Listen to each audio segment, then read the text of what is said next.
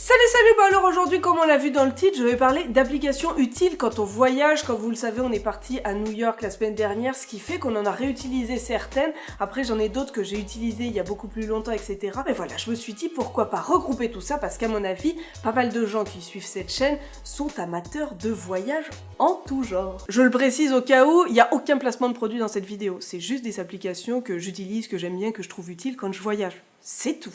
À côté de ça, j'aimerais beaucoup qu'ils me payent, hein, mais non. Non, je vais rien retirer de ça. Première application qu'on utilise quand on veut se prévoir un voyage, c'est Skyscanner. Je pense que c'est une application ultra connue, mais ouais, c'est la première qu'on utilise pour un peu comparer les billets d'avion. Je sais qu'elle a d'autres fonctions comme les hôtels ou alors louer une voiture, etc. Mais nous, c'est principalement pour les billets d'avion. Ça permet d'avoir des billets vraiment pas chers des fois. Et ils ont même une autre fonction que j'ai pas encore testée, mais à chaque fois avec Ben, on se dit tiens, on va essayer ça. C'est la fonction partout.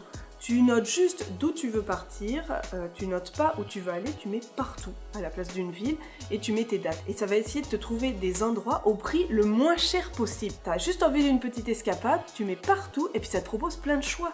Je trouve ça... Moi, je trouve ça ultra cool. Une fois qu'on a la destination, vient le moment de trouver un hébergement. Et là, il y a des milliers de sites internet qui existent pour s'en trouver un. Moi, j'en utilise deux principalement. Il y a le bien connu Airbnb. Ça, c'est, je pense, qu'on utilise le plus parce que c'est le plus pratique. On peut avoir un hébergement à soi avec toutes les commodités, etc. On est tranquille. Ou avoir une chambre chez l'habitant. C'est une application que j'utilise depuis au moins 6-7 ans. J'ai jamais été déçue. J'ai toujours une bonne surprise. Des fois, certains nous laissaient plein de documentation. Parfois, on rencontrait aussi les gens qui nous donner des conseils où aller, etc. Des trucs moins touristiques. Donc ouais, j'adore cette application. Après, moi, je conseille toujours de se fier aux avis. Regardez les avis sous l'annonce, ça peut éviter parfois quelques mauvaises surprises. J'en ai déjà vu qui m'avaient dit « Ah, j'ai pas regardé les avis ». Puis le truc était dégueulasse et en regardant après, il y avait que des mauvais commentaires. Et pendant que j'y pense, dans chaque description de mes vidéos, je mets un lien sur Airbnb. Ça peut vous faire gagner 45 $ sur votre première réservation. Je sais qu'il y en a plein qui l'ont utilisé parce qu'ils me l'ont dit ou je le vois. Mais voilà, au cas où, sachez-le. Ça peut vous faire épargner un petit peu d'argent. Et si je passe pas par Airbnb, en général, je passe par Booking. J'adore cette application, il y a plein de choix, c'est très varié. Il peut y avoir du gros hôtel qui va coûter bien cher à la petite auberge ou le bed and breakfast. Il y a vraiment beaucoup de choix. En plus, des fois, tu peux trouver des rabais, tu peux aussi en voir avec le petit déjeuner inclus. Donc ouais, vraiment, j'adore ces deux applications. Et une autre que j'utilisais avant, mais c'était plus quand on voyageait entre amis, c'était Couchsurfing. C'est sur un système de gratuité, en fait, les gens nous accueillent chez eux gratuitement, sans rien demander, ils nous donnent un lit ou un canapé, etc. Mais voilà, il n'y a rien de financier, c'est que de l'échange. Nous, on avait apporté le repas pour le soir, on avait mangé avec les gens, on avait fait ça quand on était allé à Boston et New York avec des amis il y a quelques années, et c'était vraiment cool.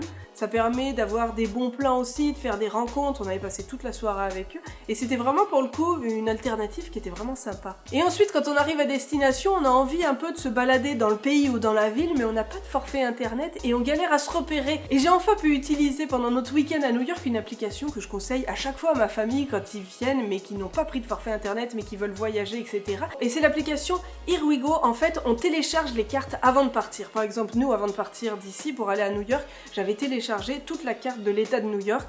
Quand ma famille est venue, je leur avais téléchargé Québec, l'Ontario, New York aussi s'ils y allaient. Ça a marché exactement comme un GPS, ça dit tourner à gauche, à droite, etc. Et ça permet sans internet de pouvoir se déplacer, pouvoir se repérer. On peut créer des itinéraires, que ce soit en voiture, à pied, en transport en commun, ça nous propose plein de transports en commun. On l'a utilisé tout le week-end à New York quand on voulait prendre le métro, ça nous disait où aller, où le prendre, etc.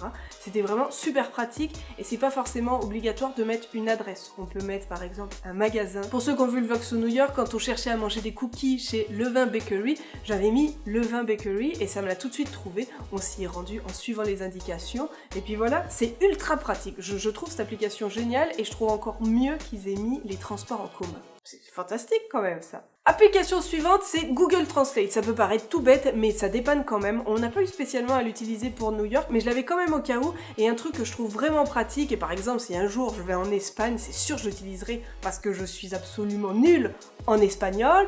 À part como te llamas, moi je dis pas grand chose en espagnol. Et j'ai découvert qu'en fait Google Translate ça marche aussi quand on n'a pas de forfait. Il y a un mode hors ligne où on télécharge simplement la langue. Par exemple, je pourrais aussi télécharger espagnol. Là pour le moment j'ai juste anglais, mais j'ai juste à télécharger la langue et je pourrais faire des traductions sans avoir de connexion internet. Mine de rien, je pense que c'est extrêmement pratique. Et pour pousser le truc encore plus loin, imaginons on est en Chine, tout est écrit en chinois, on comprend absolument rien, il est possible de prendre aussi en photo la feuille et puis ça le traduit complètement. Ça peut être aussi simplement en anglais, en espagnol ou autre. Utiliser cette technique pour prendre en photo un menu, ça peut peut-être être une très bonne idée dans certains pays. Parce qu'au Vietnam, j'ai vu plusieurs restos qui proposaient de manger du chien.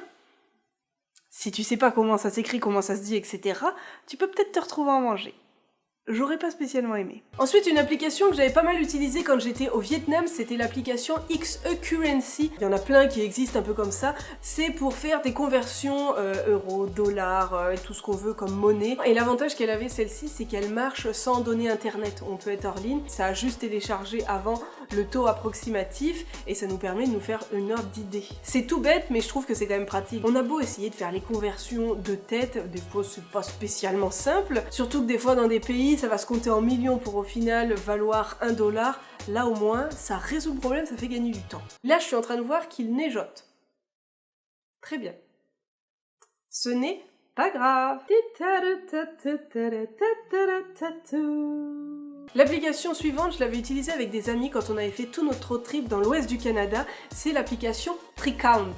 Dit avec un très bel accent anglais, sinon avec un très mauvais accent anglais, c'est Tricount. C'est une application qui régule, on met les montants que chacun a payés et puis l'application va se charger elle-même à la fin du voyage, par exemple, de dire qui a dépensé combien plus, etc. et qui doit combien à qui pour remettre tous les scores à zéro. Nous, je sais que pour notre voyage dans l'ouest du Canada, ça nous avait été ultra utile. De temps en temps, on regardait qui avait beaucoup dépensé, qui moins, etc. Donc ça faisait que la personne qui avait beaucoup dépensé, elle ne dépensait plus et celle qui avait peu dépensé, bah là, aller payer les courses, faire le plein, etc.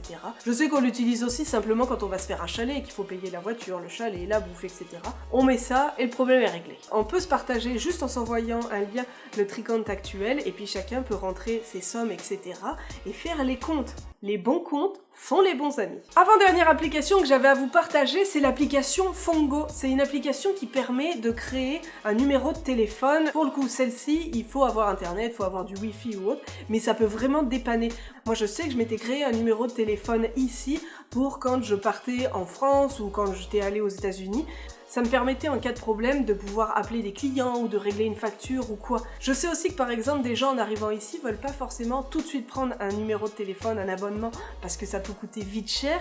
Donc passe par Fongo, utilise ça que quand ils ont du wifi qui sont chez eux, sans créer un numéro de téléphone local, ce qui rassure aussi les entreprises ou autres. Et puis voilà, peuvent commencer à démarcher, trouver des jobs. Si on doit chercher du boulot et qu'on a un numéro de téléphone français, ça tente moyen l'employeur. Un truc qui est bien aussi, c'est qu'on voit tous ces contacts et on voit qui a Fongo, on peut les appeler sans avoir à dépenser d'argent. C'est pratique, mais il faut avoir internet. Et la dernière application que je voulais partager avec vous, c'est l'application Hide and Place. Vous trouvez pas que je m'améliore? Moi je trouve. Ça, c'est depuis que je suis allée à New York. Bref, c'est une application qui a été créée par des Québécois, ce que je trouvais vraiment chouette en plus. Elle permet de découvrir des lieux quand on voyage qui sont un peu moins touristiques. Par exemple, on dit qu'on va aller à Bali, on veut aller dans des trucs qui sont pas trop connus des gens, on rentre le lieu où on est et elle va nous montrer d'autres lieux qui ont été répertoriés par d'autres gens. Donc c'est vraiment une application participative, c'est des utilisateurs de cette application vont découvrir un coin et vont prendre des photos, vont noter un peu où c'est et puis les gens pourront y aller. Par contre, le seul truc que je trouvais un peu dommage, c'est qu'elle est simplement en anglais.